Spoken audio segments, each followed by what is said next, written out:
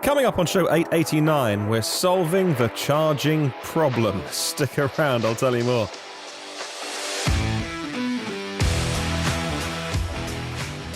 On the show today is Ben Lane. He is the CTO and joint MD of Next Green Car. Now, they run Zap-Map. If you are one of my UK listeners, you'll know Zap-Map as an app that helps you locate your chargers that you need to use, how long they've been in use for, if indeed they are busy, whether they're currently occupied or not, how to plan a route on them as well. The app is always getting bigger and better all of the time. One of many apps, I'm sure, that are available for you to find chargers, but it's the one that I found first and I'm just stuck with, and the data is, I find, very reliable, always up to date. Bit of crowdsourcing stuff in there because people send updates, but ultimately it's a curated product as well, so it's given some love, looks great, works great for me personally, and now they're launching a new way for you to pay for charging, and so I'm super interested in finding out more about that. So what better way to do that than to talk to Ben, who is the co-founder of the company as well, and to get him on the podcast today to find out all about what Zap-Pay is and whether a similar thing would work if you're not listening to this show in the UK, but somewhere around the world, whether something similar would work where you are listening. Stick around until the end, because I've got a few questions for you based off the back of this, but here is the interview I did with Ben. Hi, yeah, good morning. Good to be with you, Martyn. So we're going to talk about Zap-Pay today, and that's something that people have been crying out for, so you solved the problem, like all entrepreneurs tend to do. But let's do some background on Zap-Map. My personal background, which was when I first wanted to buy an EV and was researching it and I looked for apps, then it's the first one that I think most people find, and it's how to find chargers and tell. I think at the time it was what speed, and of course these days it's whether they're in use and how long they've been used and all that kind of stuff. So how far back do we go with this project for you in terms of this app so people can find chargers? EVs were already in the market, but they were not considered the slam dunk solution that we now know that they are going to be. So we've been working really hard in the last 4 or 5 years to deliver all the services that we know EV drivers want and need, and we know they want and what they need and want because we talk to them, and they tell us. And let's say about 5 years ago, the key problem was finding a charge point. So getting accurate information for all the networks in one place on one map was the key goal. About 3 years ago, the second problem was routing. Planning a route across the UK away from outside way, your local, your local city or town where you know where the charge points are. You're going somewhere new. You need to plan a route. So that's our smart route planner that went out about 3 years ago. And then the top of the list for the last 2 to 3 years has been to have a simple payment system, easy to use, all in one place. We all know that, all of us EV drivers, we all carry around loads of RFID cards, lots of apps, and there's contactless. We'll come back to that later. But we wanted to create a simple, all in one place with a very simple tariff and very simple to use. And that is what Zap-Pay is. So Zap-Map itself, did you have, is your background in building things like apps, or did you have the idea and then think, oh, okay, how do we do this? Yeah, good question. I started out life as a physicist. I thought I was going to be a cosmologist, and I thought the stars were my calling. But actually, it turned out that I became more interested in the problems down here on Earth, environmental issues, climate change, and I was particularly interested in transport because vehicles are a real technical problem. How can you get all that energy into a small space, into a fuel tank, into a battery? So to beat petrol and diesel is a really difficult thing from energy density, how much energy you can pack into a small space. So, EVs have been around, they've been around for, more than 100 years, but only recently has it been commercially possible to develop a battery pack. Tesla led the way. It's now history.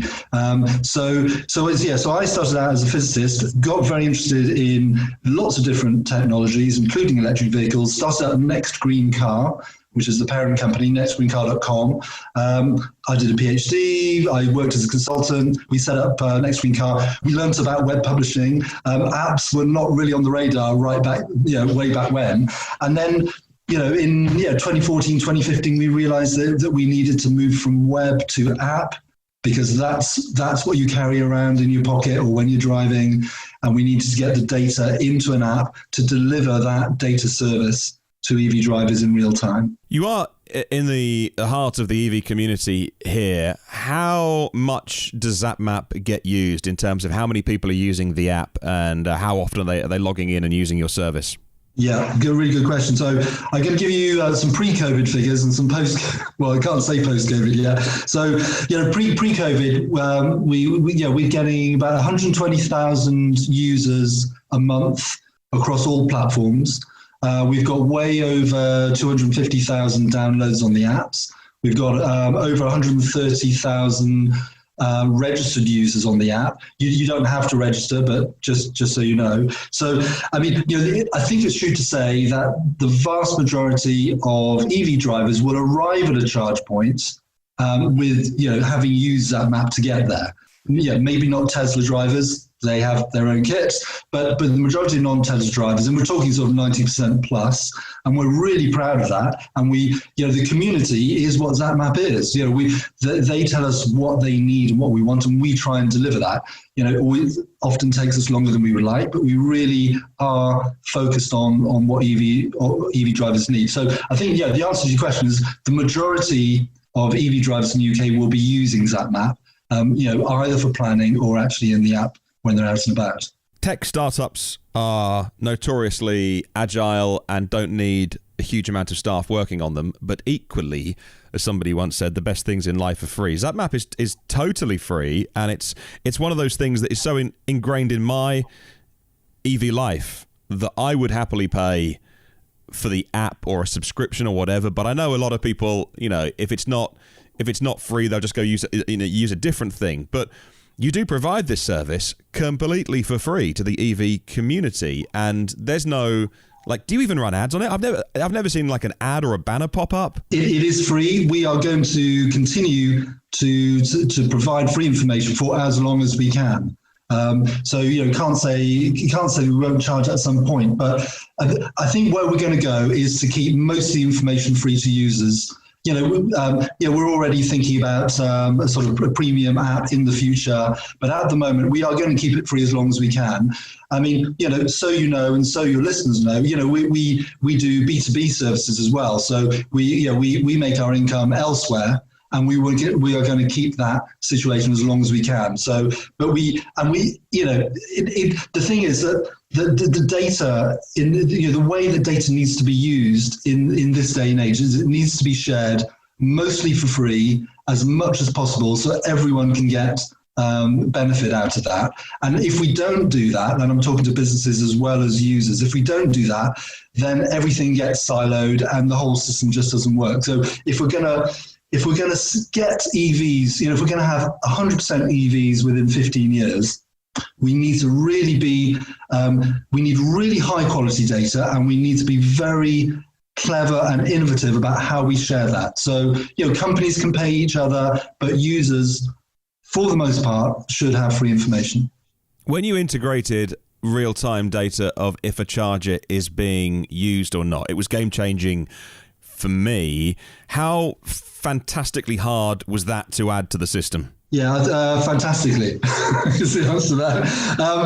I mean, like all good ideas, they're sort of simple. You wake up in the sort of late at night with the idea, and then when you actually look at how you're going to try and implement that, then you hit the problems. I mean, the reality, in a way, it comes back to data. 4 or 5 years ago, we started talking to networks, and we said, look, we want to get all this live data and show it to users in the Zap-Map platform. The reality is, there are lots of different business models out there. There are lots of different tech platforms out there. This was our first key challenge. Really, was to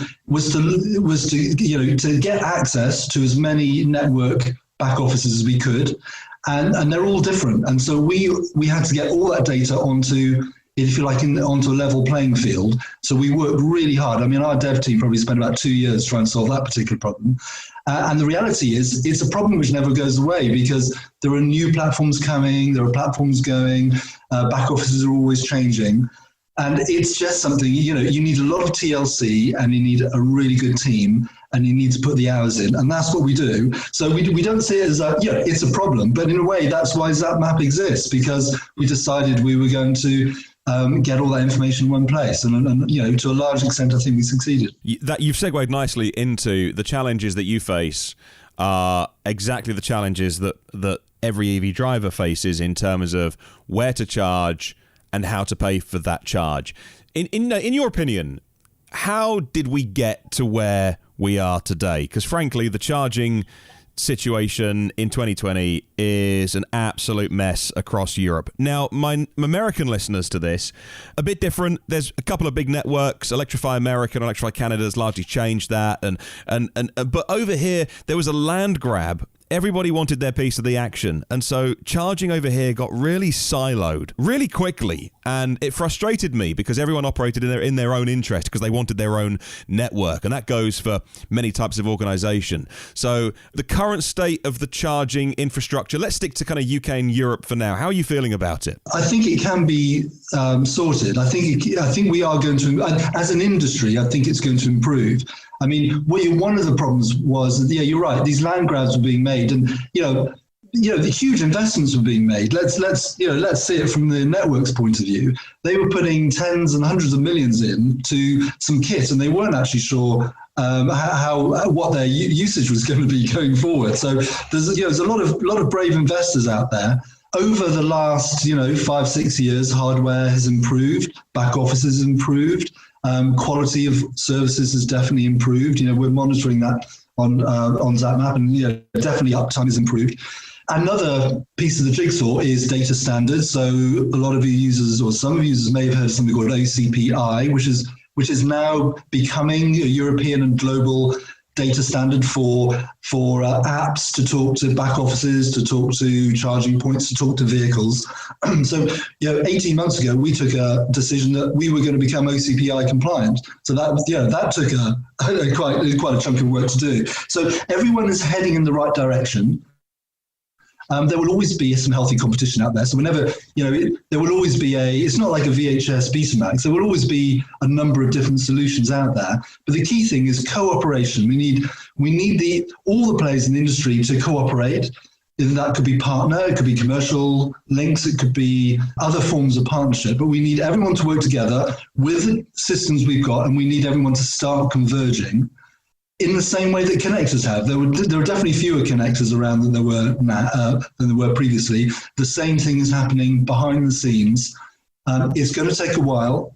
EVs are going to arrive in big numbers, and at the same time, companies like Zap-Map, but you're right, there are lots of other players doing good stuff as well. We are trying to simplify the experience as quickly as we can. And that is leading us on to Zap-Pay, which is your solution to stop us all carrying around walletfuls of RFID cards, opening apps. I mean, there are some charges in Europe that even after you're registered, like they send you a validation email. So even though I'm a member of that service, I plug in, I open the app, I start a charge, then I've got to open up my email and hope that I've got data to then click on the confirm button. You're fixing all of this, and how are you doing it? What I should say is our launch partner is Ingenie. We're this week, in the first week, we're doing, it's out there on about, there's 10 locations, 10 units of 5 locations. Next week, we'll add another 50, and we'll add another 50 for the rest of the month. And then we've got four other networks, ESB UK, Life, and Hubster. So it's a staged rollout. So that's the first thing to say. But the key thing on the experience is that we want to make it ABC. So when you're in the flow, so when you hit a market, if it's Zap-Pay enabled, it comes up within the app. You hit the Zap-Pay button, and then you're in. And A is you choose the connector you want. You click on that, you're in. Second one is you choose the payment. So the first time you have to put your card in, but then the system remembers your card details. So you just select it from the list. That's B. And then C, you check everything's ready, you check the price, you can check the T's and C's with the network if you like, and then you just press start charging. And then everything whirs away in the background. We do the hard work for you. You have to go and you still have to go and get the connector from the holder. We can't do that for you. All right. You plug it in, and then within 60 seconds, if all goes well, most of the time it will, the charging will start. And then at the end of the session, we get a signal from the network. They say, it's this amount of money. We go back to our payment gateway and we transfer the money. And then there's an interesting thing about, we're not anti-contactless at all. We're pro all these different solutions. So some users will just say, look, I just want to use my card and go. So the question, one question is, what does Zap-Pay offer in addition to that? And our answer to that is you can have a history of all your payments in one place. So all your Zap-Pay sessions will all be in your account in the app. We give obviously a PDF receipt for every successful session, and they're all there in your app. They're all emailed to you as well. But if you want everything in one place, and there are some other benefits as well, but that's the key about Zap-Pay, is that it's simple, ABC, and you've got a record of all your activity and your receipts all in your app, easy to use.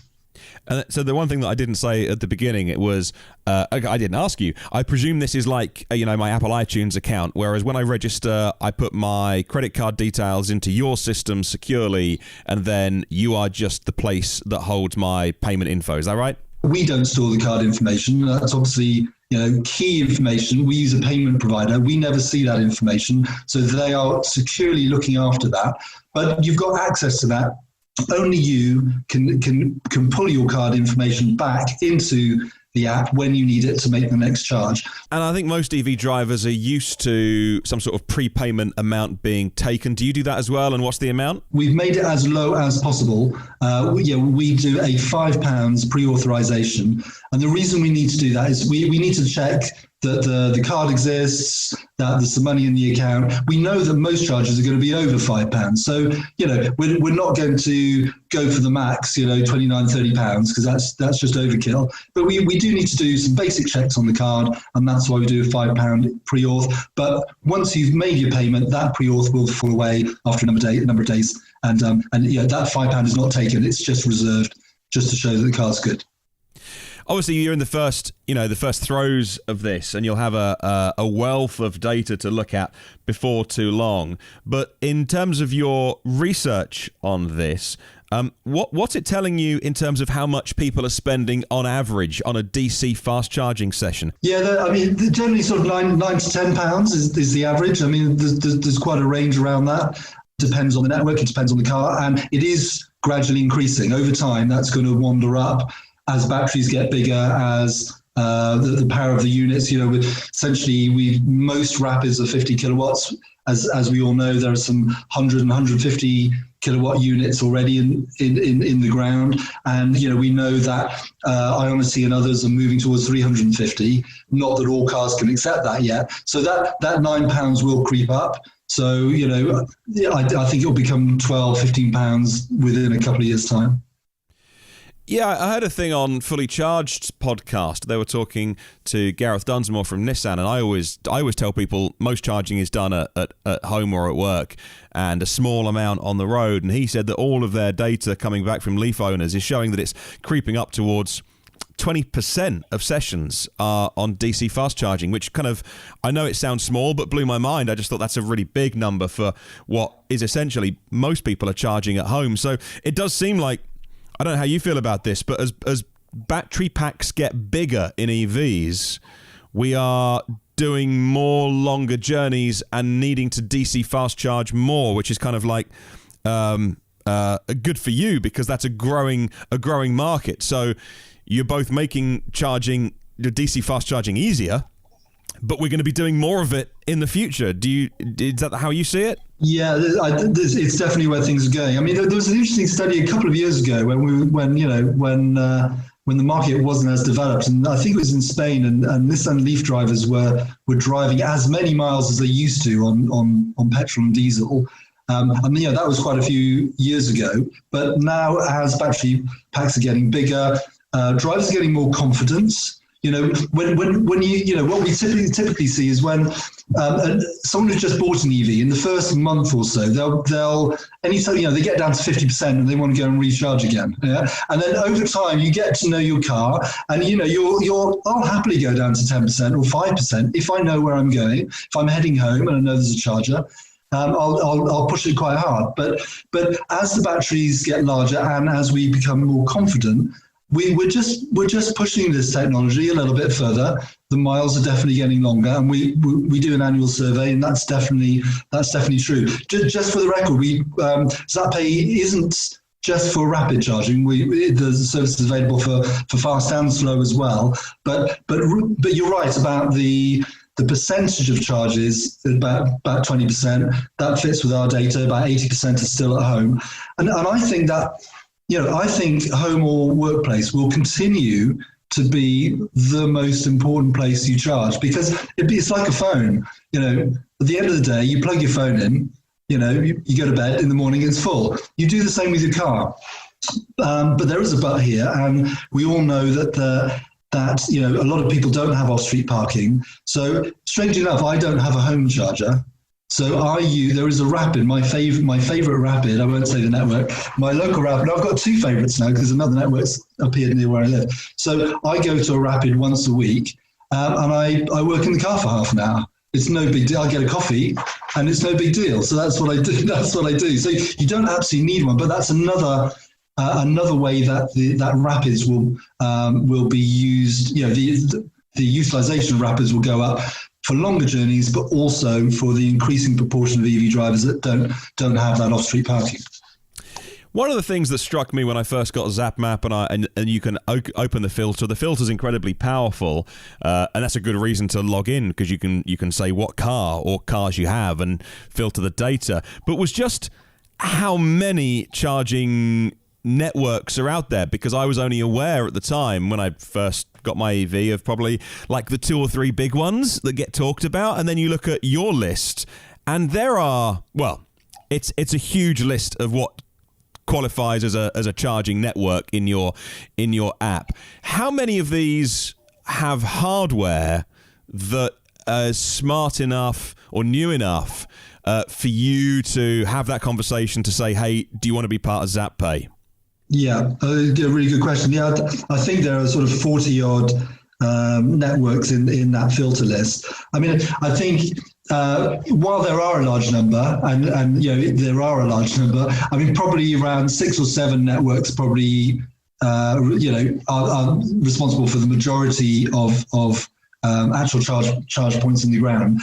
I think that the other thing, which is sort of behind the scenes, is that a lot of these networks are powered by the same back office. So then, even though there are 40 odd networks, there are probably a dozen or so back offices. So when we go and talk to a network about, we talk to all the networks about lots of things all the time. But if we're talking about Zap-Pay, then it may be we've already linked with that particular back office for another network. So there's so it looks a little bit different behind the scenes, but I'd say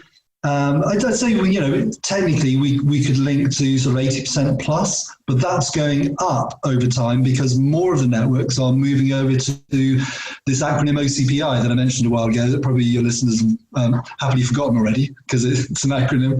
But but OCPI is really everyone is, or most people are moving that way. So the more back offices that are OCPI, the easier it is for us to offer Zap-Pay. We can link with any back office, but OCPI, it's much easier to do for both parties. Is there going to be a very easy way to find out when I use Zap-Map which chargers are compatible with Zap-Pay? Yeah, I mean, already on the filter, you can filter on payment methods, so you can search for Zap-Pay at a click. So if you look in payment methods, click on Zap-Pay, and it will show you all the units where Zap-Pay is accepted. So we already do that. I think it's a really interesting thing on the timing, because there's a lot of discussion in the industry about whether we should be rolling out sort of booking systems and reservations. And at Zap-Map, it will come, but we don't think reservations are at the top of the list, because reservations actually create problems as well as solve them. You make a reservation, you don't turn up, what are the rules about someone else using the charger? But we are looking at ways to indicate sort of congestion, charging congestion, not driving congestion. So if there are a lot of people heading towards a unit, or there's someone queuing for a unit that's already being used, we are looking for ways to bring that to the user's attention. So, and we think that's the way to go. Smart information, notifications as you need it, rather than what could be considered old-fashioned. You book a seat on the train, you miss the train, the seat's empty. What's the point, right? So we're looking for smart solutions that solve real problems rather than bringing old ideas which may not work. Where do you think you can go with the company and with the brand? We definitely want to develop other services. We have so many ideas that they're not all going to become reality, because we've got to prioritize them. And we really listen to what our users want next. I think now that Zap-Pay is in the market, I think we're definitely looking at some fleet solutions. Strangely, fleets have taken a little bit longer than private motorists to switch to electric. It's partly the choice of vans was there were fewer vans in the market than there were cars. Also, fleet managers are quite risk averse. You're not going to order 500 vehicles if you're not absolutely sure that this tech is going to deliver. You've got operational problems, but we definitely we're talking to a number of companies about some partnerships around fleet products. So if like a fleet version of Zap-Map, including Zap-Pay, because we know that fleets have other problems that need to be solved, and we want to see if we can help solve those particular problems. I'd contend that fleets are the sleeping giant in the EV world, because fleet managers, like you say, are risk averse, but also they're driven by that number in the bottom right-hand column, which is ultimately, can they make more or less money by choosing a certain vehicle? I think that the cars coming out of the PSA group, particularly in the last couple of months, the announcements of the Peugeot and Citroën vans and the working vans, plus more coming next year. I think you're right that fleets haven't happened yet, but I think when they happen, they'll happen really, really quickly. And the other sleeping giant as well, perhaps, is at-work charging. And I'm convinced that, maybe COVID changed commuting and our lives a little bit, but I'm convinced that at some point, maybe through government or whatever in many different countries, at-work charging is going to become a really, really big thing. And so, how do you feel about those two statements? Am I kind of thinking along the right lines? Yeah, I agree. I think you're right. When fleets switch, they're going to switch quite fast. I think workplaces definitely, there's more opportunity there, because again, there was pre-COVID. I think we're going to have to maybe revisit that, because the way we use workspaces, as we know, is all changing. But in a way, if you think where the cars are parked for reasonable periods of time, overnight at home, definitely that's one. If you have off-street parking. At work used to be one. It might come back. Retail sites, if you're going shopping for a couple of hours, a 7 or 11 kilowatt unit is really, you can get a really good top up in that time.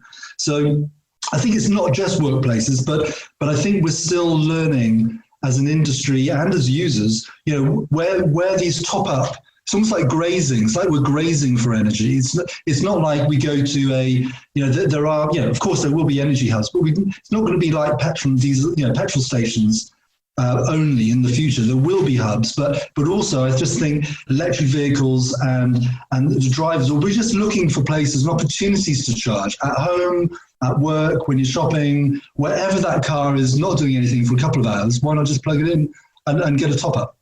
Grazing. I like that. I'm totally stealing that in the future. Yeah. Okay. It's yours. Otherwise, I would call it opportunity charging, but that just sounds like a naff catchphrase. But grazing is wonderful. Hey, last question, just on the business side of what you guys do. You're co-MD, so that is some would say a little unconventional, but obviously splitting out duties requires a fair bit of thinking to make sure there's kind of no overlap. And I'm curious to know how you run the business of Zap-Map. Sure. Okay. Well, I mean, I'm co-founder, so Melanie Shufflebotham is the other co-founder, and she comes from a more financial background. I come from a more technical one, so we definitely split our roles, but we have a lot of overlap, and in our journey so far, we've reckoned what works for us is that we need to sort of marry the tech and the commercial and also the usability aspects, all the design issues. We got some investment last year from Good Energy, which has enabled us to double the size of the team. So I think in the future, I think all of our roles in the team are becoming a little bit more conventional. We're sort of moving from startup to scale up. And we're using that investment to grow the team and to push new products out quicker than we would otherwise have been able to. Well, and we're also looking at other countries as well. At the moment, very much focused on the UK, but we are looking for some other countries. All the usual places you might expect where EVs are growing, but we'd be very keen, as well as new product development and getting those out to users more quickly than we would have been able to do without the investment. We want to do that. So it's about acceleration, but also looking at some other markets too. Yeah, I mean, charging sits at the heart of the experience of owning owning an EV, and there would have been, only a few years ago, no reason for, an automotive company, a VW of the world, to have very much to do with a kind of an EDF of the world. But, energy and transport and all these things are converging, and everyone's talking to everyone else about where we'll end up. And you kind of sit at the heart of that. So, you must be talking to every stakeholder possible, from car companies to who makes the chargers to government and to legislators as well. Where do you get the time to do that, as well as talk to idiot podcast hosts who want half an hour of your time? We just work very hard. That's the answer to that one. I mean, everyone in the Zap-Map team, we're just passionate about what we do. So we just work as quickly as we can to get things out the door. I mean, you're right. We talk to all different types of stakeholders, and to be honest, that's why I'm here. It's what keeps me in the job, because it's really every day is different than every other. One day you might be talking to a network or a couple of networks. The next day you're talking to government. The next day you're talking to users. And in a way, our job is to bring all of those players together. There are essentially there's a new sector evolving called new energy, which is, so it's not just about big oil and automotive. Now we've got, as you say, the EDFs and Good Energy and Electricity. All these renewable energy companies are if you like, moving in and linking vehicles, which are energy storage devices, with renewables, which is what it's all about. It's all about cutting. It's about providing an amazing vehicle, a transport mobility device, which is better than petrol and diesel, but also we're trying to solve climate change issues at the same time.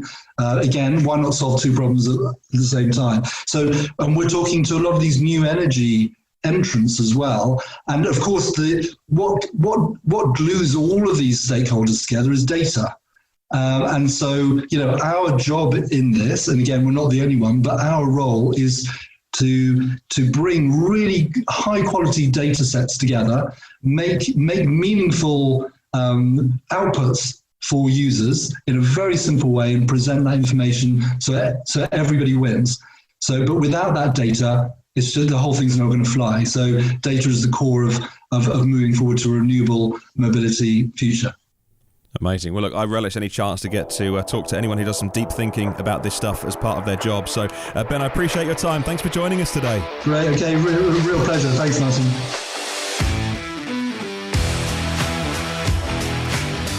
Well, thank you for listening to the podcast today. So now I want to know from you, would a similar scheme work where you're listening around the world? Now, I know maybe a third or 40% of my audience are in the UK, where Zap-Map is and now Zap-Pay is, but that's a big chunk of my audience who are listening in other countries as well. So what do you reckon? Does something like this exist already? Tell me about it. Would something work? I'd love to know from you.